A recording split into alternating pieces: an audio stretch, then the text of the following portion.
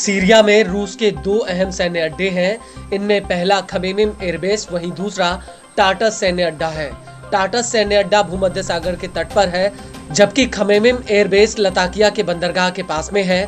Africa में रूसी फौज और उसके सहयोगियों को सैन्य सप्लाई के मामले में ये दोनों ही सैन्य अड्डे मॉस्को की रीढ़ कहे जाते हैं और पूर्व राष्ट्रपति बशर अल असद के कार्यकाल में रूस ने सीरिया में अपनी सैन्य पकड़ मजबूत की थी। लेकिन 8 दिसंबर 2024 को बशर अल असद सीरिया छोड़कर भाग गए और एचटीएस की अगुवाई में अबू मोहम्मद अल जुलानी ने सीरिया में अंतरिम सरकार बना ली। जुलानी के आने के बाद से सीरिया में रूस के सैन्य अड्डों पर एक बहुत बड़ा खतरा मंडरा रहा था, क्योंकि सीरिया में जो कुछ हुआ उसके पीछे इजराइल और अमेरिका का हाथ था और अमेरिका रूस को सीरिया से पूरी तरह से खदेड़ना चाहता है। और इसी कड़ी में इजरायली एयरफोर्स ने पूरे सीरिया में 300 से ज्यादा हवाई हमले करके सीरिया के कई सैन्य अड्डों को तबाह कर दिया।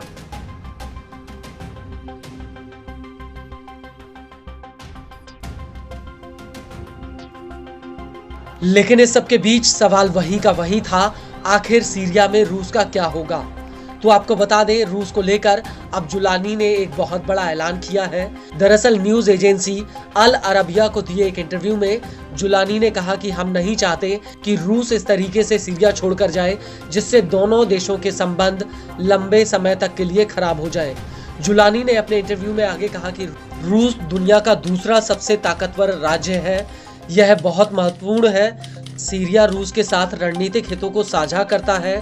नया सीरियाई नेतृत्व नहीं चाहता कि सीरिया में रूस की उपस्थिति ऐसे तरीके से समाप्त हो जाए जो उनके दीर्घकालिक द्विपक्षीय संबंधों के साथ असंगत हो। वहीं दूसरी तरफ एचटीएस के इस बयान पर रूस के विदेश मंत्री सरगेई लावरोव ने न्यूज एजेंसी स्पुतनिक से कहा कि सीरिया की अंतरिम सरकार ने सीरिया में रूसी सेना की मौजूदगी को लेकर समझौते में पुनः विचार करने को लेकर मॉस्को को कोई जानकारी नहीं दी है। इसमें कोई शक नहीं कि सत्ता और राज्य के मामलों में जमीनी स्तर के बदलाव से सीरिया में रूसी सेना की मौजूदगी में कुछ समायोजन हो रहा है। यह सिर्फ हमारे सैन्य ठिकानों को बनाए रखने या गढ़ को बचाए रखने के लिए नहीं है, लेकिन यह उनकी शर्तों, मरम्मत और प्रावधान और स्थानीय पक्ष के साथ बातचीत भी है। यह मुद्दा नई सरकार के साथ बातचीत का विषय है। आपको बता दें कि टाटस सैन्य अड्डे से रूसी फौज सीधे भूमध्य सागर तक पहुंचती है। वो इस सैन्य अड्डे के जरिए इलाके में नौसैनिक अभ्यास और अपने युद्धपोतों को भूमध्य सागर में तैनात करती है। इसके अलावा इस सैन्य अड्डे पर रूस की परमाणु पनडुब्बी भी तैनात है। बड़ी बात यह है कि रूस के ये दोनों ही सैन्य अड्डे भूमध्य सागर के किनारे हैं और इन दोनों सैन्य अड्डों के हाथ से निकलने की वजह से रूसी फौज लीबिया और उप सहारा अफ्रीकी इलाके में सैन्य रसद सप्लाई नहीं कर पाएगी। इसके अलावा सीरिया से निकलने की वजह से मिडिल ईस्ट में रूस की मौजूदगी भी काफी सीमित हो जाएगी।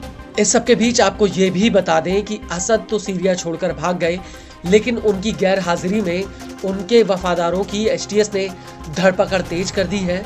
इसको लेकर ब्रिटेन के वॉर मॉनिटर का कहना है कि एचटीएस ने अभी तक असद के 300 से ज्यादा वफादारों को गिरफ्तार किया है।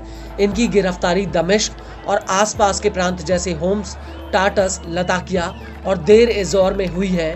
न्यूज एजेंसी के मुताबिक अरेस्ट किए गए ज्यादातर लोग असद के खबरी, सरकारी लड़ाके और पूर्व सैनिक हैं। इसके अलावा इसमें पिछली सेना के निचले दर्जे के कई सैनिक भी हैं जो असद के इशारे पर काम करते थे।